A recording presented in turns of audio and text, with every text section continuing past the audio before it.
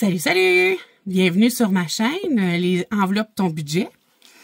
Je me présente, mon nom est Nancy. Je suis nouvelle dans le système des enveloppes. J'ai fait ma vidéo de présentation il y a quelques jours. Aujourd'hui, je vais vous présenter mon planeur avec lequel je vais travailler toute l'année. Donc, je vais travailler avec celui de Aurélie, de les enveloppes dorées, que je remercie du fond du cœur de présenter, de nous laisser prendre, dans le fond, les imprimer gratuitement pour qu'on puisse travailler avec. Pour les personnes qui commencent, qui débutent, c'est toujours intéressant de partir d'une bonne base. Donc, merci beaucoup à Aurélie. On va toujours travailler, dans le fond, ce que vous allez voir, ça va toujours être le budget ici, parce que le planeur qui est ici, dans le fond, ça va toujours être travaillé, ça va toujours être moi qui vais leur transcrire par la suite, là. On a le calendrier 2025 pour les dates importantes si on a besoin. J'ai mis mes objectifs que je vais vous lire tantôt. J'ai mon prévisionnel annuel, mon prévisionnel aussi de mes épargnes que je veux faire cette année. Puis, ici, ben j'ai mis des petits intercalaires pour mettre entre chaque mois. Puis, ce qui va être le plus important dans ce mois-là, je vais les mettre en gros plan, comme là, si vous voyez bien, ce mois-ci, dans quelques jours, je vais être mamie d'une magnifique petite fleur. Donc, il reste vraiment pas beaucoup de temps, elle va être avec nous. Donc, ça, c'était l'événement important du mois de janvier. Donc là, ici, on a le mois. Ici, j'ai inscrit quand on a nos versements de paye. Si j'ai des paiements annuels à faire, je les inscris. Donc, on a les taxes que vous voyez ici de 300 $, mais on n'a pas reçu encore le relevé par la poste. Donc, je vais voir si je le reporte pas pour le mois de février, mais ça devrait rentrer bientôt. Quand on voit ici le nombre de semaines, nous, on est toujours payé aux 2 jeudis. Toujours le jeudi à chaque 15 jours. Donc, un jeudi, on a une paye, un jeudi, on n'en a pas, un jeudi, on a une paye, un jeudi, on n'en a pas. De cette façon-là, on n'a pas de 5 semaines. Par contre, on a 2 mois sur 12 qui va avoir 3 payes dans le même mois. Donc, on pourrait en avoir une, genre le 1er, le 15 et le 29. Si on voit ici, mettons, si c'était le jeudi, ou ici, jeudi 1, 2, 3, 4, 5. Si ça avait été le 2, un exemple. Le 2, si on avait eu la paye le 2, le 9, on n'en aurait pas eu. On en aurait eu une le 16, on n'en aurait pas eu le 23 et on en aurait eu une le 30. Ça va arriver 2 fois durant l'année qu'on va avoir 3 payes. Voilà, c'est comme ça que ça se présente. Puis à chaque mois, ben je vais retranscrire ce qu'on voit dans le budget ici pour pouvoir, moi, garder des traces à chaque mois de ce qu'on va faire. Comme ici, l'événement important en février, c'est la Saint-Valentin. Donc, c'est pour ça que je l'ai mis de l'avant. Ça va être comme ça à chaque mois. Pour le budget, la façon qu'on va fonctionner avec mon conjoint et moi, c'est que, dans le fond, si vous avez regardé ma première vidéo, vous savez que nous, on a vendu notre maison parce que les enfants sont partis. On avait un rêve, c'est de voyager en camping-car, faire le tour beaucoup du Canada parce que c'est notre pays qui est super beau. On a surtout dans le fond, on est des gens souvent qui vont aller visiter plus aux États-Unis, aller au Mexique, mais notre propre pays, on le visite pas assez. Puis c'est ce qu'on a envie de faire pour les premières années de voyage. Donc, on a vendu notre maison. Puis, on a acheté un petit terrain en campagne. Mais quand je dis en campagne, c'est même pas en campagne, c'est dans le bois, en forêt. Avec une petite mini-maison 100% autonome. On n'a pas d'électricité courant, qu'on n'est pas relié au système électrique Hydro-Québec. On n'est pas relié non plus au système d'eau aqueduc non plus. Donc, on doit aller chercher l'eau pour notre douche, pour notre toilette, pour faire le lavage, pour faire la vaisselle. Et l'eau pour boire, ben on va l'acheter quand on va faire les courses. C'est des 18 litres d'eau qu'on achète. Donc, cette eau-là, c'est pour faire à manger et pour boire. Voilà, dans le fond, je vous invite à aller voir cette première vidéo. Pour notre budget, ici, j'ai mis les montants qu'on reçoit. Puis ça va toujours être par 2 semaines, comme je vous disais. Ça sera probablement jamais les mêmes montants qui vont être, dans le fond, dispatchés un peu partout. Ici, on a le montant que j'estimais avoir à la banque, 850, mais on a 890. Nous, on a la CNESST. C'est mon conjoint qui a cette partie-là d'argent parce qu'il y a eu un accident au travail. Lui, dans la première vidéo, je disais 25 ans qu'il était camionneur, mais ça fait plus de 30 ans. Puis, il y a eu un accident qui est resté avec des séquelles au niveau du pied et de la cheville. Donc, il y a un versement tous les 2 semaines qui donne 90% de son salaire, qui trouve à être 2240 $ par 15 jours. Puis, avec le 890, ça nous fait, pour ce 15 jours-ci, 3130. Ici, on a les crédits dettes. Je le prolonge sur les crédits, sur les charges variables, parce que j'ai pas de charges variables. Tout ce que nous, on paye à chaque mois, on doit le payer à chaque mois. Donc, j'ai mis ici les deux crédits dettes. Pour ici, on a le Consolidated, que ça s'appelle. C'est que mon conjoint et moi, on a relié toutes les cartes de crédit, les miennes, puis lui, les siennes, pour faire seulement un paiement. Puis, il n'y a pas d'intérêt sur ces versements-là, sauf pour une carte qui est aveugle d'être terminée de payer. Donc, on n'aura plus d'intérêt du tout. C'est le choix qu'on a pris. Au lieu de clairer ces paiements-là, on a choisi de payer le terrain, puis payer le chalet cash. On ne doit pas rien, c'est clair à nous. Notre voiture est claire à nous aussi. Donc, c'est pour ça que on a choisi de garder ces versements-là, qui nous reste 2 ans et demi à payer. Mais vu qu'il n'y a pas d'intérêt, ça vaut la peine. Tandis que si on laissait une marge on aurait emprunté pour le chalet puis le terrain, au niveau hypothèque, ça aurait été avec des intérêts. Puis comme on sait avec l'inflation, les intérêts sont élevés. Fait que c'était plus avantageux pour nous d'y aller de cette façon-là. Fait que les 2 versements pour les cartes de crédit, parce que là, on n'en a plus et on n'en veut plus. C'est 658 pour le premier qui passe le 26. Ici, j'ai mis les dates, quand est-ce qu'il passe, à chaque mois. C'est un cheveu. Donc, le 26 janvier, il y a 658 $ qui va passer. Moi, j'avais estimé 660. Le 3 février, il y a un paiement de 632, mais moi, j'ai mis 635, qui va passer aussi, ce qui fait 1290 $. Pour les crédits ici, ça, c'est des crédits, dans le fond, c'est des prêts qui nous ont été octroyés pour des achats d'articles qu'on avait besoin. Puis, les intérêts sont minimes sur ces prêts-là, donc c'est la raison aussi pour lesquelles on a choisi de les garder au lieu de, comme je vous disais, avoir de l'intérêt sur la maison. Donc, le 23 janvier, on en a un de 73,8 qui va passer. Mais c'est aujourd'hui. Puis, il reste, j'ai mis à côté ici le nombre de versements qui reste. Il reste 20 versements. Le 26 janvier, 122,31. Moi, j'ai mis 125, mais c'est 122,31. Puis, il reste 6 versements. Le 31 janvier, un de 48,43, 11 versements. Puis, le 1er février, un de 64,88, il reste 2 versements. Je vais vous expliquer pourquoi j'ai mis les versements plus tard. Pour nos frais fixes, ici, j'avais oublié de calculer. Fait ici, dans le fond, il va falloir enlever 58 $ à la somme totale qui reste en bas, là.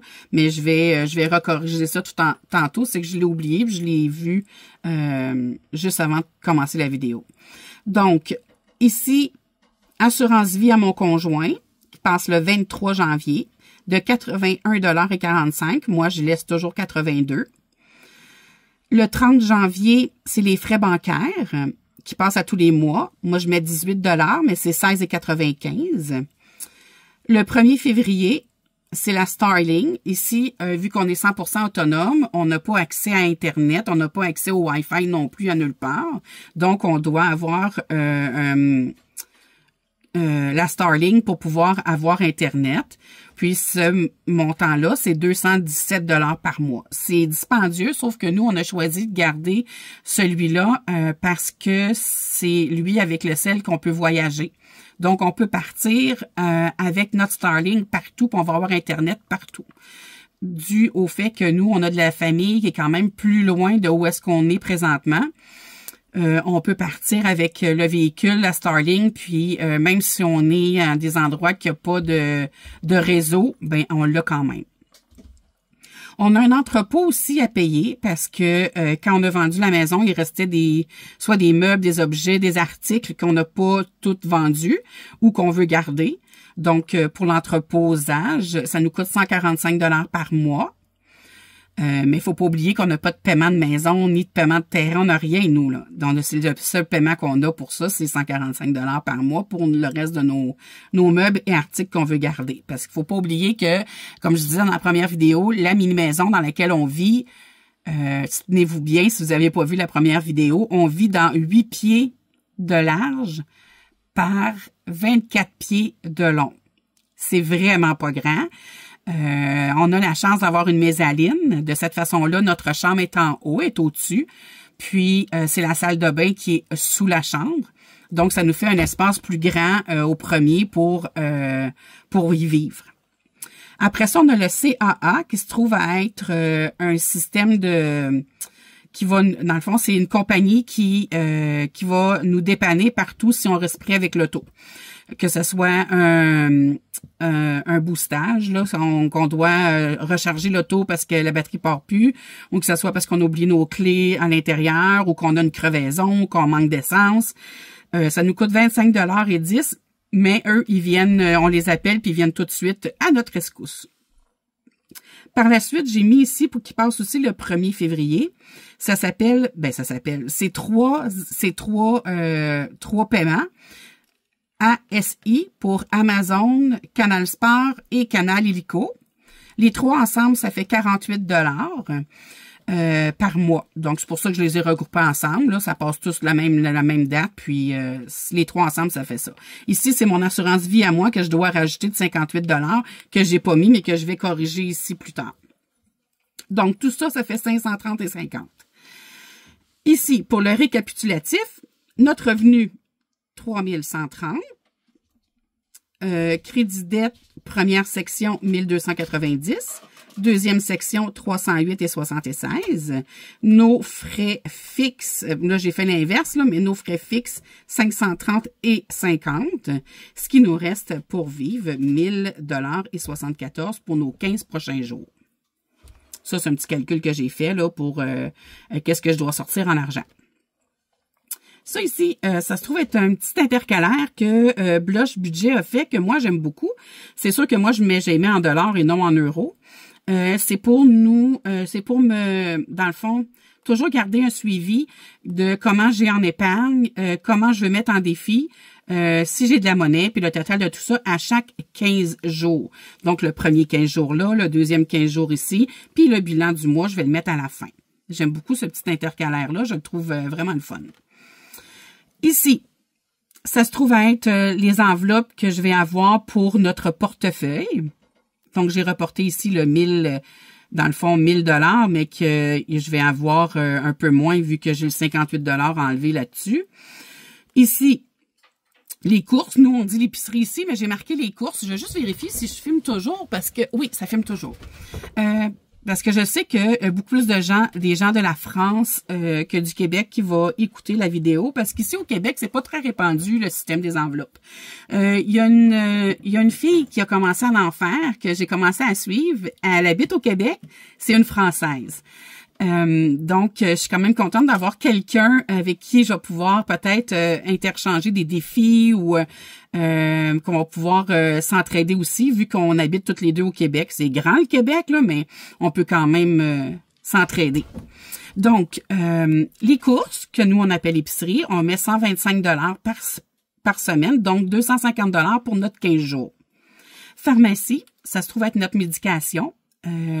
C'est 75 $ que j'ai mis pour notre première quinzaine parce que je vais peut-être avoir besoin de médicaments, d'un ou deux médicaments à l'avance de la prochaine paye. Dans le fond, que moi, mes médicaments devraient être passés tous là, mais je suis limite pour un ou deux, là. Donc, c'est pour ça que j'ai mis un peu plus.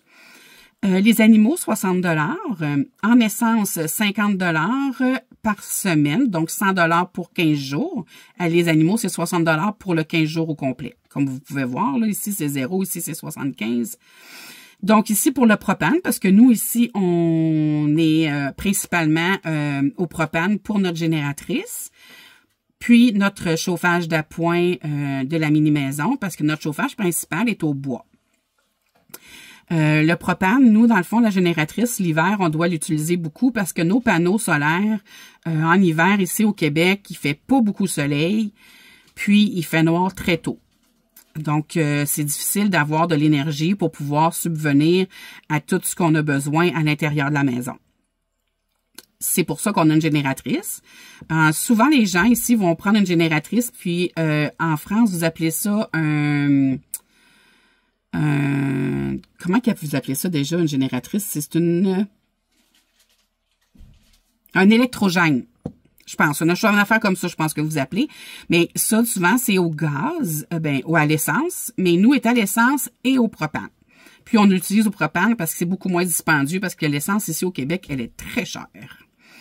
Fait que donc, on a mis 60 $ pour notre prochaine quinzaine pour le propane qui va nous aider dans le fond, à la génératrice qui va nous aider à notre énergie à l'intérieur parce qu'on a un EcoFlow qui a besoin d'être rechargé et notre batterie au lithium pour le système intérieur. Il y a des activités que j'ai mis ici. C'est plus pour mon conjoint. Mon conjoint joue aux fléchettes. Puis, il y a des semaines où est-ce qu'il va avoir un montant un peu plus élevé parce qu'il y a des tournois aussi plus la journée, parce qu'à tous les vendredis, il joue dans une ligue de fléchettes. Puis, il y a quelques samedis dans l'année qu'il y a des tournois. Donc, pour notre prochaine quinzaine, il y a un montant de 70 $. Donc, 50 $ pour cette semaine, vu qu'il y a un tournoi, et 20 $ pour la semaine d'après. J'ai mis un Okazu, de 25 $ par semaine s'il y a quelque chose qu'on a besoin que on n'avait pas prévu ou qu'on manque un peu dans l'épicerie, on peut aller piocher dans ceux-là ici. Dans les épargnes, la façon que moi je vais fonctionner, ça va être différent de la première fois que j'ai fait le système des enveloppes.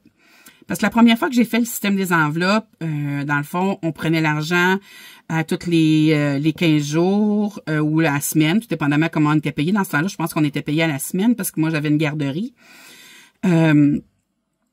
Puis, on le mettait dans les épargnes, sauf pour un jeu qu'on faisait, c'était le jeu du Monopoly.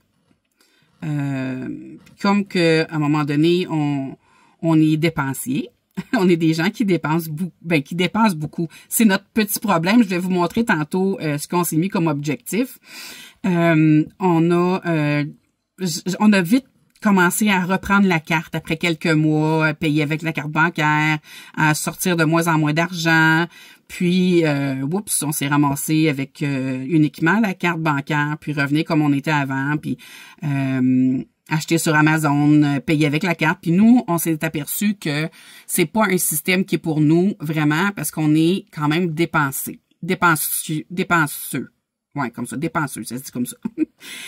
Puis, avec l'argent, c'est plus facile quand on voit de l'argent, puis que là, on paye, on se rend vite compte que ça baisse, puis là, on se dit, oups, si je vais avoir besoin d'argent encore pour quelques jours, je suis mieux d'attendre avant d'acheter, tandis que la carte débit ou la carte bancaire, on s'en rend pas compte, puis là, on paye, puis à un moment donné, on manque d'argent, parce que là, on a trop dépensé.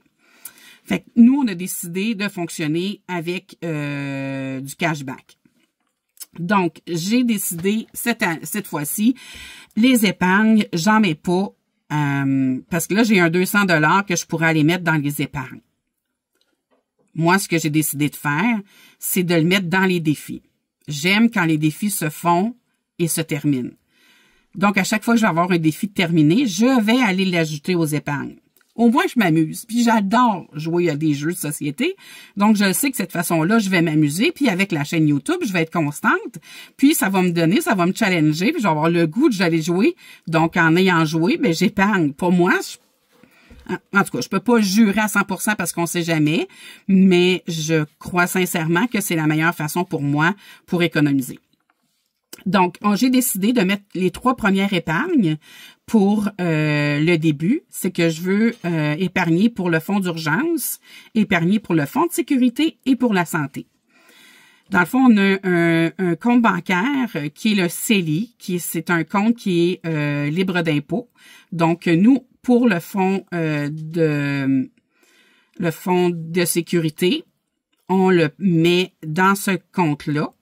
On a un compte bancaire uniquement en ligne, que lui, on va mettre le fonds de sécurité, le fonds d'urgence, excusez, le fonds d'urgence. Puis, la santé, nous, ici, c'est quand on va au centre hospitalier, c'est gratuit. Si on va voir le médecin, c'est gratuit. On paye pas, nous. C'est directement déduit d'une carte que le gouvernement nous fournit ici, qui est une carte d'identité, la carte soleil qu'on appelle. Cette carte-là fait que si on va, nous allons à l'hôpital, que nous allons voir le médecin, on débourse pas d'argent. Sauf que pour la santé, c'est un montant que moi, je veux ajouter pour les lunettes et les dents. C'est ce qu'on paye ici au Québec. Fait que pour moi, c'est important d'avoir ça. Puis, ici, vous allez voir les V, ça va toujours être l'argent virtuel parce qu'à tous les mois, il y a un 25 $ qui se transfère et un 10 $ qui se transfère. Puis ici, il n'y en aura jamais parce que ça va être tout le temps en cash. Vous aviez le C pour cash ici. Fait que quand je vais avoir des défis terminés, ça va se transférer dans ça. Quand je vais avoir un montant que je vais trouver considérable, je vais ajouter une autre section à épargner. Mais là, présentement, je focus beaucoup plus sur ces 3-là. Donc, le 200 $ que j'ai ici, ça va être pour les défis. Fait que là, j'ai vraiment hâte à la prochaine vidéo parce que je vais vous présenter mes petits bébés, mes classeurs. Puis, on va aller s'amuser. Je laisse toujours un fonds dans mon compte de banque. Ici, il y a 100,74 $ pour si advenant qu'on a oublié le montant d'argent à la maison, puis on a quelque chose à aller acheter, bien au moins on a un petit montant qui est directement dans le compte de banque. On peut payer avec la carte bancaire. Ici, vous voyez sur le côté 125 $ moins 37,21 $. C'est que mon conjoint est allé à l'épicerie tantôt. Donc, ça l'a coûté 37,21 $. Il reste 87,79 $ pour notre première semaine. Ici, mon conjoint est allé à la pharmacie pour aller chercher sa médication. C'est donc 38,56 $. Il nous reste 36,44 $ pour la quinzaine. Ça, c'est notre budget pour les 15 prochaines semaines. Ici, je vais aller vous montrer dans le budget planeur mes objectifs, nos objectifs, parce que c'est les ceux de moi et mon conjoint. Mon conjoint et moi avons choisi ces 4 objectifs-là qu'on aimerait vraiment atteindre durant toute l'année. Première, sans aucun doute, contrôler nos achats. C'est de se poser les bonnes questions. De savoir, tu sais, attendre un 3 jours, on regarde quelque chose qu'on aimerait avoir, là. Des fois, on est impulsif, puis on va l'acheter. Mais cette fois-ci, on va attendre un 3 jours. Est-ce qu'on en a réellement besoin? Si après 3 jours, ça nous dit non, c'est quelque chose qu'on n'a pas besoin, bien, en ce moment-là, on ne l'achètera pas. Fait que c'est comme ça que je crois qu'on va réussir à contrôler beaucoup plus nos achats. Puis, avec le suivi du budget, aussi, ça va nous aider énormément. Le 2, c'est la méthode boule de neige. Je sais qu'il y a plusieurs chaînes qui en ont déjà parlé. Moi, je veux le faire d'une certaine façon, comme je vous expliquais tantôt. C'est prendre si je vous ai parlé, il me reste 8 versements, 20 versements, 2 versements. Mais c'est cette méthode-là. Comme là, il reste 2 versements à 1. C'est cela qu'on va aller faire. On va payer le plus rapidement pour qu'il soit débarqué. Après ça, l'autre, je pense, c'est 6 versements. On va s'enligner sur lui pour qu'il soit débarqué. Après ça, on s'en va sur l'autre pour tout clairer les prêts le plus rapidement possible. Puis après ça, nos deux dettes qu'on a mis pour regrouper nos cartes de crédit, on va le faire de cette façon-là. L'objectif numéro 3, c'est d'être constante. Fait que de cette façon-là, moi, avec la chaîne YouTube, ça va me donner justement la constance. Puis, c'est la constance pas juste pour notre budget, c'est de la constance dans notre vie au quotidien, mon conjoint et moi, pour toute l'année. Donc, on s'est dit aussi en 4e, qui va quand même aller aussi en encontre avec celui du 3e, c'est de bouger plus et de manger mieux. Donc, tout ça fait qu'on va avoir une super belle année, puis je vais le partager avec vous. Je veux faire ça en m'amusant. Je l'ai bien marqué ici. Je veux m'amuser. Pour moi, c'est important. Par la suite, ici, dans notre provisionnel annuel, ben, j'ai mis, comme je vous disais, ce qu'il y a à chaque mois. Fêtes, activités, qu'est-ce qu'il y a à payer une fois par année. Pour moi aussi, c'est important de voir qu'est-ce qu'il y a à payer une fois par année. Puis, pouvoir prévoir de mettre l'argent de côté. Comme je vous disais ici, ça, c'est les 3 catégories que je veux mettre, que je mets en avant-plan pour pouvoir ramasser de l'argent, économiser dans ces 3-là.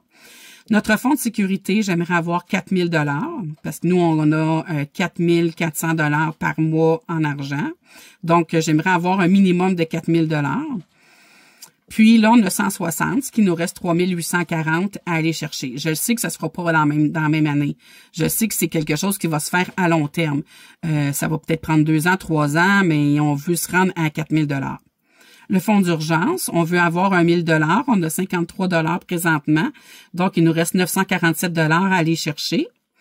Pour la santé, je veux un 2 000 $ parce que les lunettes et les dents, c'est vraiment pas donné ici au Québec. Puis là, on a 0, donc il faut aller chercher un 2 000 $. Puis le reste, si on voit que c'est considérable, tout ce qu'on a réussi à mettre de côté, bien, ça sera du bonus, puis on ira d'en mettre dans d'autres.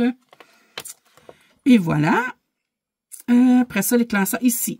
J'ai mis un intercalaire. À chaque mois, je vais écrire le mois en haut, janvier, qui va séparer tous les mois de l'année. Puis, je mets en avant-plan, dans le fond, ce qui va avoir qui va prioriser le mois. Puis là, ce mois-ci, c'est la naissance de ma petite fleur. Je suis grand-maman, comme je dis dans la première vidéo. On est grands-parents. On a Nathan qui a 4 ans. Puis là, il va avoir une petite fleur qui va venir au monde, qui va s'appeler Florence dans quelques jours. Elle devrait être d'ici une semaine, même pas quelques jours, elle va être ici parmi nous. Donc, c'était l'événement important du mois de janvier. Donc, ici, j'ai mis les taxes 300 $, mais comme je disais, j'ai pas rien reçu par la poste. Donc, va peut-être être reporté au mois de février. Après ça, comme ici, au mois de février, ici comme ça, ce qui est en avant-plan, c'est la Saint-Valentin. Donc, à chaque mois, ça va être comme ça. Fait que ça, c'est le planeur.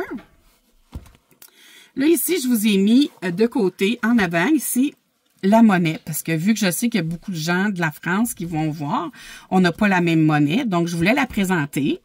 Je voulais commencer par le 1 sou. Ici, notre 1 sou, qui a un double feuille d'érable, qui représente le Canada. Ce 1 sou-là, par contre, il est plus disponible en argent cash. Il va être disponible, dans le fond, il est actif virtuellement, mais pas en monnaie. Donc, il va arrondir au plus élevé ou au plus bas. Si, mettons un exemple, que notre facture monte à 20 $ et 2 sous, ben, ils vont nous faire 20 $. Si c'est 20 $ et 3 ou 4 sous, ça va être 20 $ et 5 sous. Si on paye en argent. Si on paye virtuellement avec la carte bancaire, c'est le montant exact. Mais en argent, comme ça n'existe plus.